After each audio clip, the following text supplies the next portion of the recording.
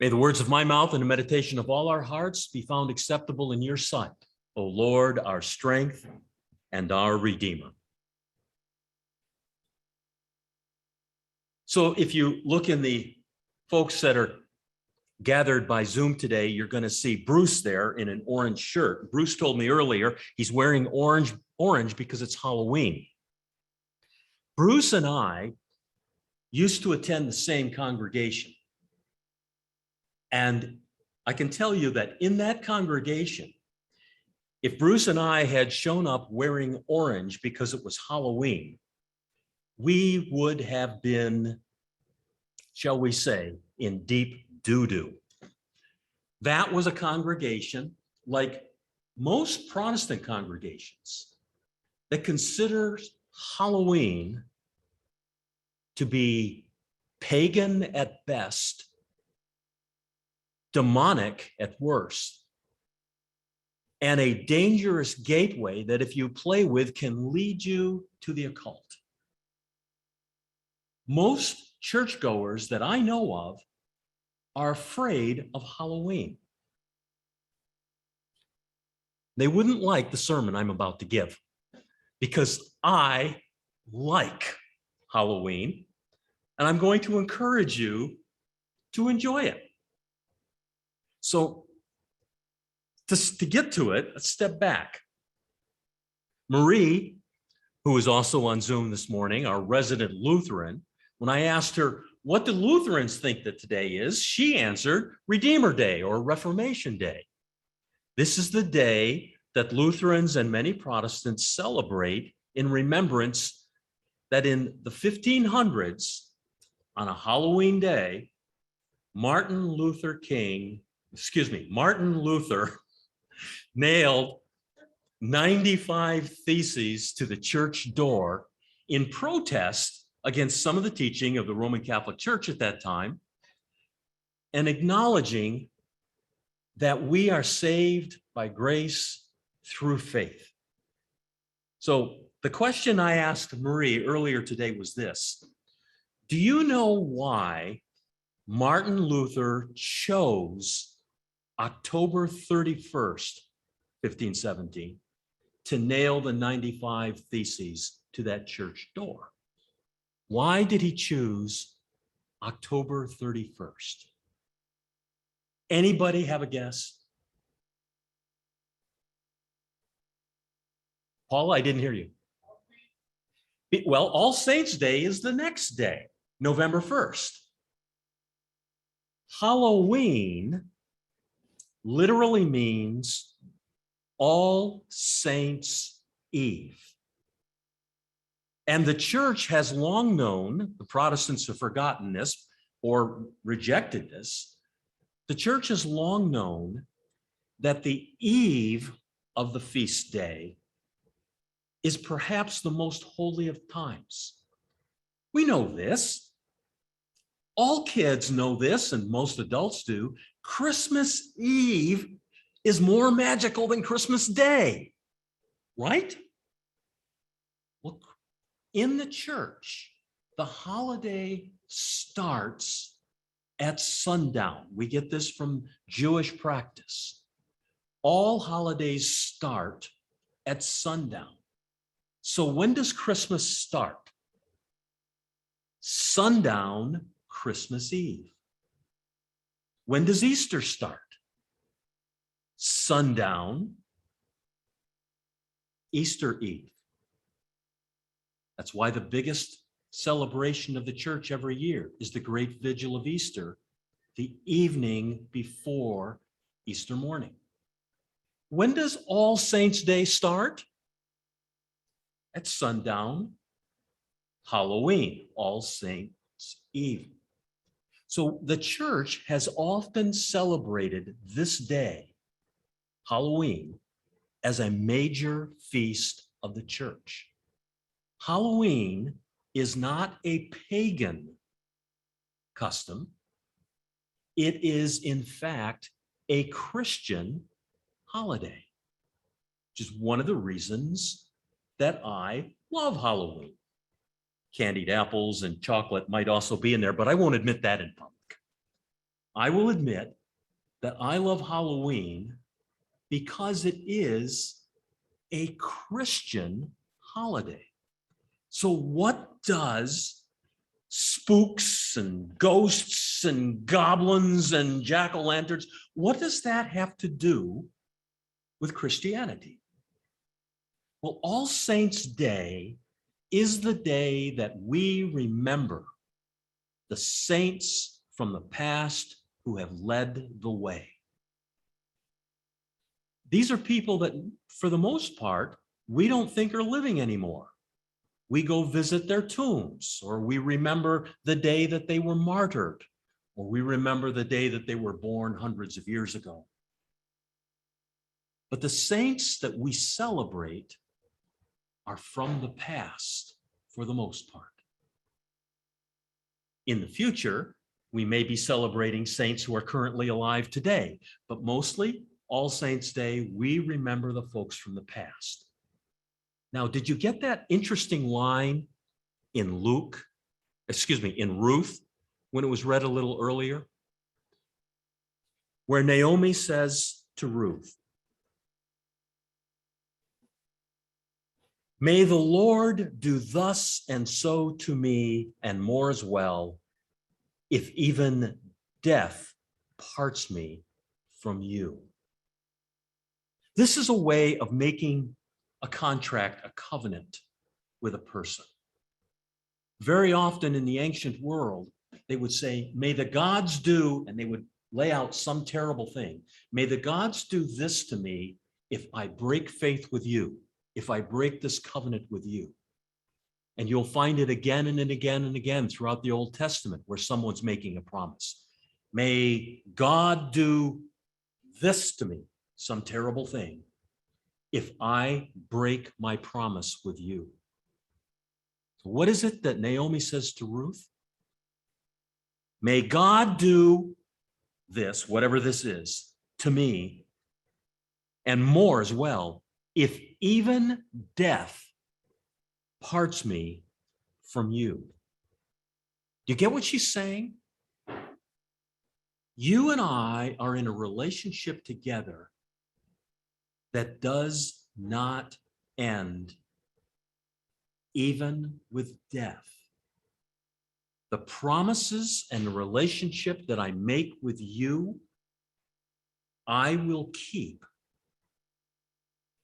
And not even death will end that between us. What we're doing on Halloween is we are remembering that death is not the great taboo about which we may not speak. Death is not the thing that we fear most. The thing that we fear most is not loving our neighbor as ourselves. The thing that we fear most is breaking our relationship with one another. The thing we fear most is if I do not fulfill my obligations to you, and not even death will end that. Because we know this: Jesus Christ was triumphant over death. Now, Christianity is not about the future.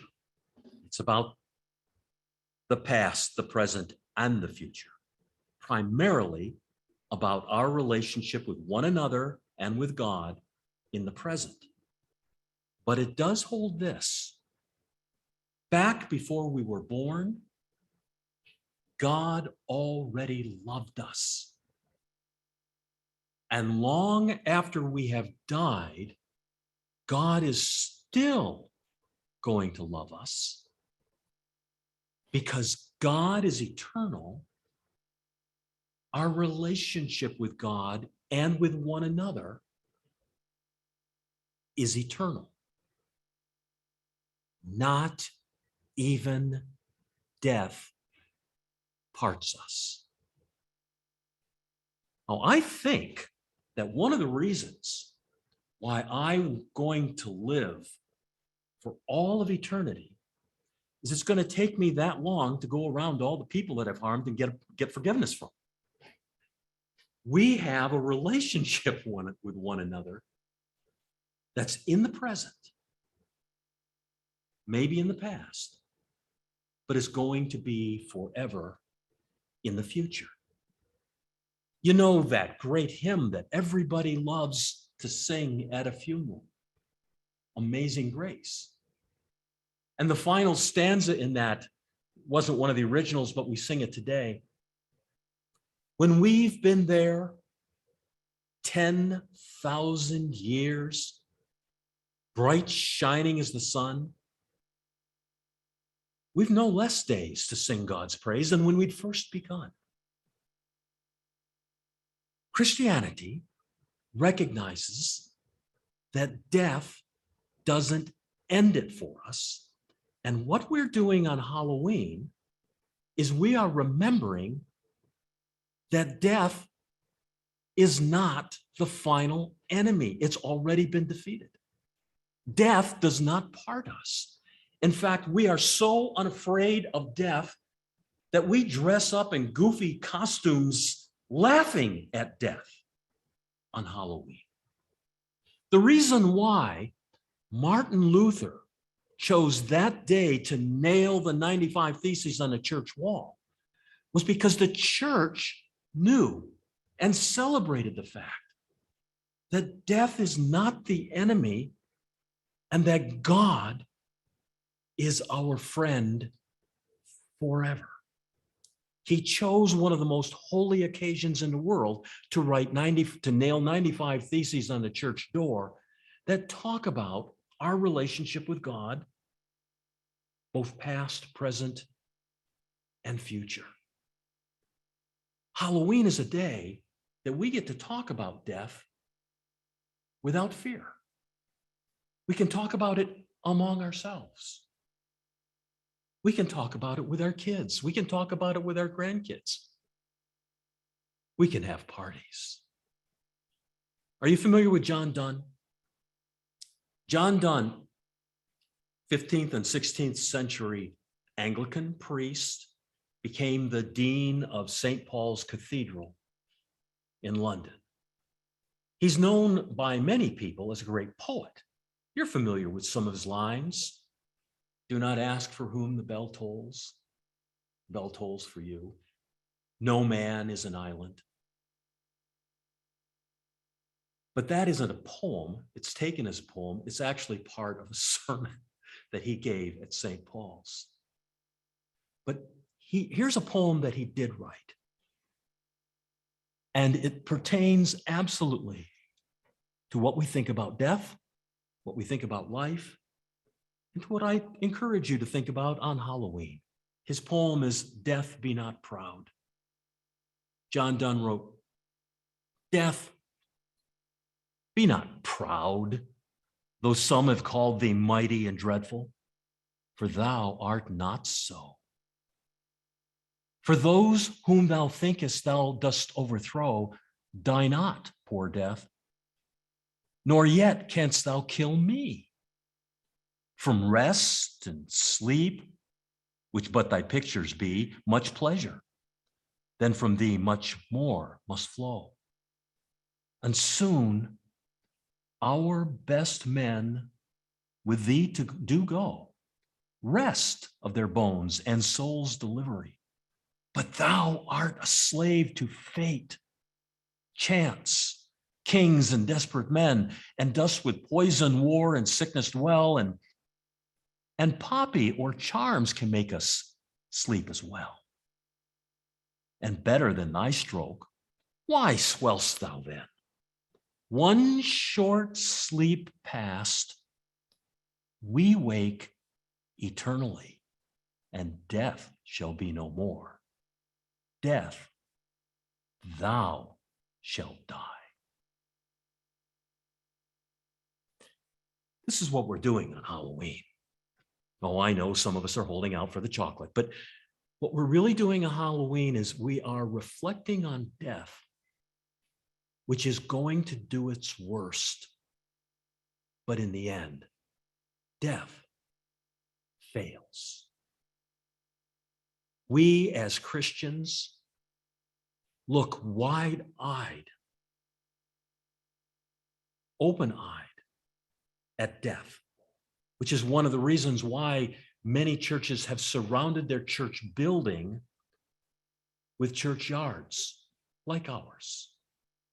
It's here to remind us that the thing that we have feared most in all of our lives is not to be feared, that we shall sleep short, but wake eternally. It's not we who die, it's death who dies. Or we could say as Christians, whether it's the government, the enemy, age, or disease, we could say, do your worst. You couldn't kill Jesus, and you can't kill us. Halloween is a day for courage, for laughter, for joy. We use the symbols of death on Halloween to celebrate the fact and to remind us of the fact that we fear not. And isn't that worth passing the chocolate for? So look at it. Look at it boldly. Dress up in funny costumes. Laugh, party, and talk among yourselves about the thing that in our culture we're too afraid to talk about. Death need not be proud. Death is to be laughed at. Happy Halloween. In the name of the Father, the Son, and the Holy Spirit.